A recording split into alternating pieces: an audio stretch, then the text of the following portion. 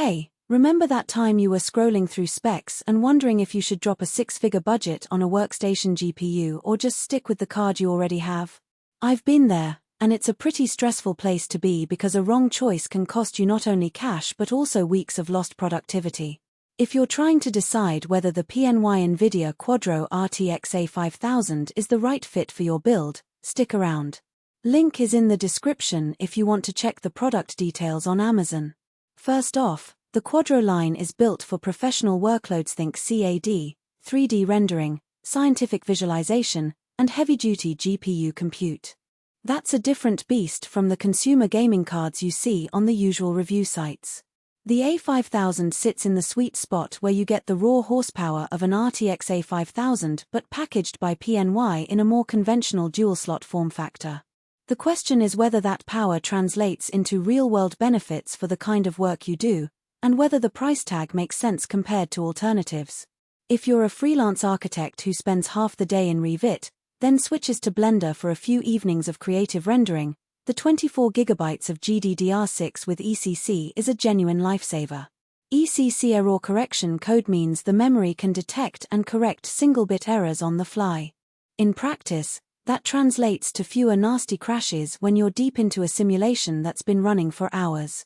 I've seen colleagues who lost days of work because a non-ECC card silently corrupted a texture map. The Quadro's ECC handled that scenario without a hitch. So for anyone whose pipeline depends on data integrity, that extra memory plus correction isn't just a marketing flourish, it's a practical shield. Now, let's talk about the 4 DisplayPort 1.4 outputs. For a multi-monitor workstation, that's a solid offering. I set up a 6-monitor wall for a client using 2 of these cards in SLI, and each screen stayed crisp at 144 Hz with HDR support. The fact that the A5000 can drive multiple high-resolution panels without resorting to external adapters is a time saver. If you're the type who likes to spread CAD drawings across 3 4K monitors while keeping an email dashboard on a 4th, you'll appreciate the native connectivity. Power consumption is another realistic concern. At 230W, the card draws roughly the same as a high-end consumer GPU, which means you don't need an excessively beefy PSU. In my testing rig A750W modular unit, the power draw stayed comfortably under 300W total, leaving headroom for the rest of the system. That also helps with heat.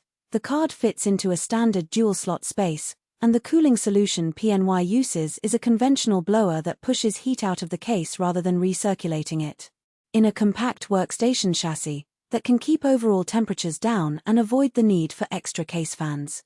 But there are trade-offs. The dual-slot design, while convenient for most builds, does mean the card can't fit into ultra-low-profile cases that some engineers prefer for a desktop on a narrow bench. PNY does list a 2-way low-profile option, but that essentially means you need a special 2-slot bridge bracket if you're trying to shrink the footprint. For most users this isn't a deal-breaker, but if you're planning a mini PC in a 2U rack, you might need to rethink. Another nuance is driver ecosystem. NVIDIA's Studio drivers are tuned for creative apps, and they tend to be more stable than the game-oriented GeForce drivers. However, they're also a bit slower to roll out updates for brand new software releases. If you operate on bleeding-edge versions of, say, Autodesk Maya or Houdini, you may encounter a short lag before the driver catches up. That's not a fatal flaw, but it's something to consider if you need immediate compatibility for a client deadline. Let's compare the A5000 to its closest competitor, the RTX 3080 which many professionals still reach for because of the lower price per gigabyte. The RTX 3080 lacks ECC and has a smaller memory pool, 12GB versus 24GB, which can become a choke point in large datasets.